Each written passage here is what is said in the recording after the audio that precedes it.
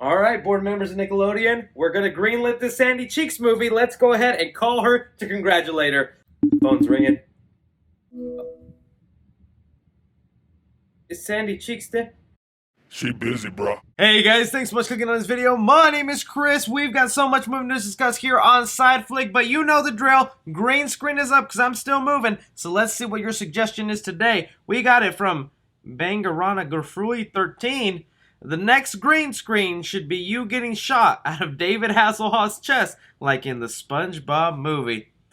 This is seeming to be like a Spongebob themed episode, so I'm gonna do it just for y'all. Enjoy the madness. But some of the movie news we're going to be diving into here today, guys, is yes, there is a live-action SpongeBob movie in the works dedicated to one character in specific that might surprise you. We've got plot details on Indiana Jones 5 and what that movie is looking to be about. Even some DC comic book news here because they're bringing us a freaking Injustice movie. That along with so much more. So I'm going to need you guys to leave me your opinions down below on all the movie news we discuss here today. Really means a lot to me that you guys join me here on Side Flick. Stop staring at them chests, okay? Hope no one is walking in on you watching this video. Look over your shoulder, man. Is everyone watching you right now in public? But let's dive into our first little movie news story here today, and that is involving a sequel to a movie that I really enjoyed, and that is Crawl. It's being reported here by Collider that director Alexander Aja, who went ahead and brought us Crawl, an underrated horror movie that dealt with a woman in the middle of a hurricane who's stuck in her house with a killer alligator. I know, simple little premise right here, but it is done so well. And in that category of horror movies where it's man versus wild, this is one of the better ones right here, and it looks like it was so good they want to do a second movie. Some of the details they have here on what it could be. I think the story of Haley, the main character of the last movie, is a really strong one, but I believe that Crawl is about nature taking back its due and kind of like more hurricane driven, man versus animal, so maybe it will be another story altogether here. And I'm perfectly okay with it happening, especially after reading right there what he wanted to do. Basically, a whole new story of an all new main character versus another alligator or something like that. Maybe this time it'll be multiple alligators. There's your sequel right there, Mr. Aja. And it is only because he did such a great job with that first Crawl movie. I'd be interested to see more of what he could do here, but I also don't expect it to be some interconnected universe. Start franchising this thing, give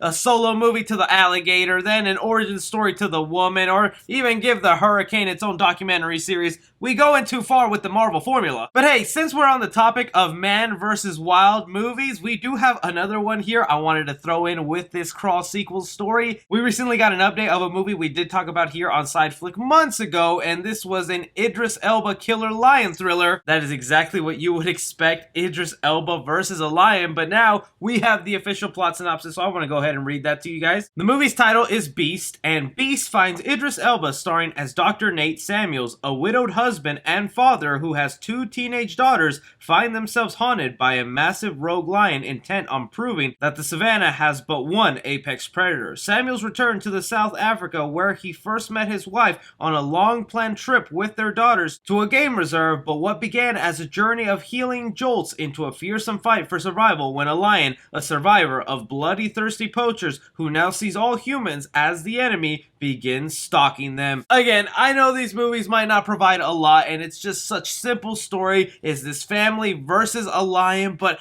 I love those kind of movies. I want to hear from you guys. You hear about these man versus wild movies out there. Which one are you most interested to see? Crawl 2? Idris Elba versus a lion? Next movie news story I want to dive into is a sequel to a franchise I have loved since I was a child, and that is Indiana Jones. Some of you know there is a 5th Indiana Jones movie currently in the works, bringing back Harrison Ford as good old Indiana Jones. However, this time around, Steven Spielberg will not be directing this film, and George Lucas will not have a heavy hand in this story, which is a big first for the Indiana Jones franchise, and the way they ended off that last movie, I really want them to end on a high note with this 5th film. Well, if you're an Indiana Jones fan, you probably have been wondering, like, okay, what's the story? What's going to be going down? And we might have just gotten our first bit of details for Indiana Jones 5. We have it here from the Illuminati, who has been a reliable source here on the channel before, and they claim to know the details of some of the things that'll be going down in this film. The Illuminati has it here that, according to our sources, Mads Mikkelsen will be playing the villain in the new installment of Indiana Jones.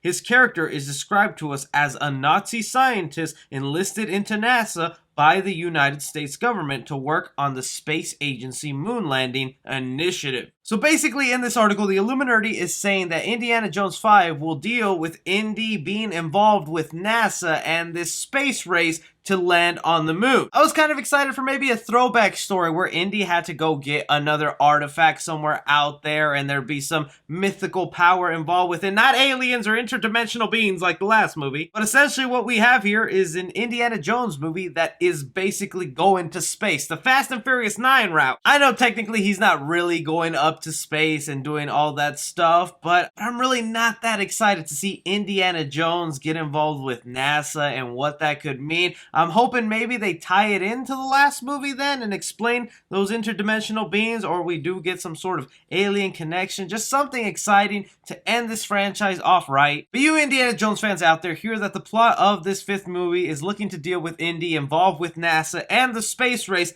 Is that something you can get behind, or you think doesn't seem to fit Indy? Jumping into a bit of comic book news here, you guys might have heard by now because it's been all the rage, at least I think it is. It's been leaked online that the next DC animated movie in the works is Injustice. This was able to be found online because people were looking at the special features involved with the latest DC animated movie that would be a 2-parter of Batman The Long Halloween. And yes, even though these are the 2D animated movies, DC has really been killing it with these animated films, and if you guys have not watched some of the more recent DC animated movies that they make, check them out because they're really worthwhile and kind of a lot better than some of the movies they end up making now in live action. But in there, they had a special feature that said that they would provide you the first sneak peek of Injustice, the animated movie, which means they're working on an Injustice animated film. I absolutely love the story of Injustice. If you haven't played the video game or even read the comic series, it centers around Superman, who has Lois Lane in his life and she's pregnant with their child, but then the Joker comes in, kills Lois Lane, and makes Superman basically turn evil and want to conquer the world in this new world order. Obviously, Batman does not agree with that, and essentially you have a civil war where you have the heroes on either side, Batman's side or Superman's side, to fight against each other. It's really a great complicated story, and even Zack Snyder himself knew that this was an interesting take on Superman because it's something he hinted at with his version of the Justice League, because that's what they were aiming in that Nightmare universe. Lois Lane dies with their baby and then Superman goes crazy. I just think people are going to be drawn back with the fact that it's 2D animated, but also these 2D animated movies have recently gone rated R. And I'm pretty sure this one will go rated R as well, because Superman kills some people out there. The fights get bloody, so I'm really looking forward to this animated film. I just wanted to throw it off to you guys. How many of y'all are looking forward to the Injustice animated film? But if you were looking forward to something more live action, we have here an update on the Batgirl movie that is currently in the works for DC. And they are moving rapidly forward with this because they just went ahead and hired some directors for this movie. The Hollywood Reporter has it here that Bad Boys for Life filmmakers to direct Batgirl movie for Warner Brothers.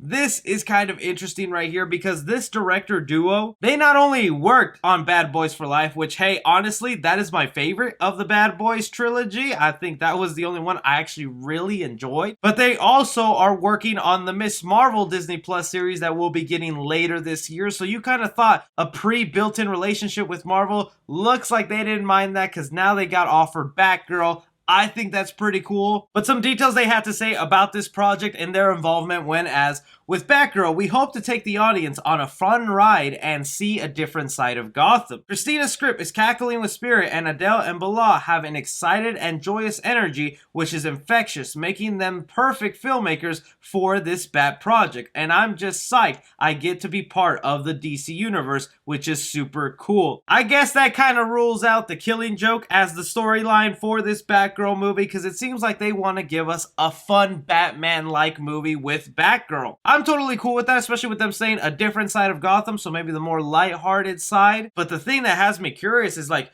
who is this Batgirl's Bruce Wayne? Is it going to be Ben Affleck? Is it going to be Michael Keaton? There was reports and rumors that Michael Keaton was going to be involved in this Batgirl movie, and then things just kind of went silent on that. We never heard. I think after we watch The Flash, it'll be pretty clear which Batman will be involved in Batgirl. But I want to hear from you guys down below. Are you excited for a fun Batgirl movie, and who would you rather be this Batgirl's Batman? Now let's move on to this live-action SpongeBob movie that just has me puzzled. Alright, so this news is actually being reported by Collider. They are the ones that have the exclusive on this, and they have it as beloved SpongeBob SquarePants character Sandy Cheeks set for spin-off movie. Now, when I first read about this, I was like, oh, okay, they're going to give her her own animated little movie, probably a little origin tale about how she came from Texas as this spaceship astronaut, submarine diver into Bikini Bottom. But then I saw the words, live-action hybrid.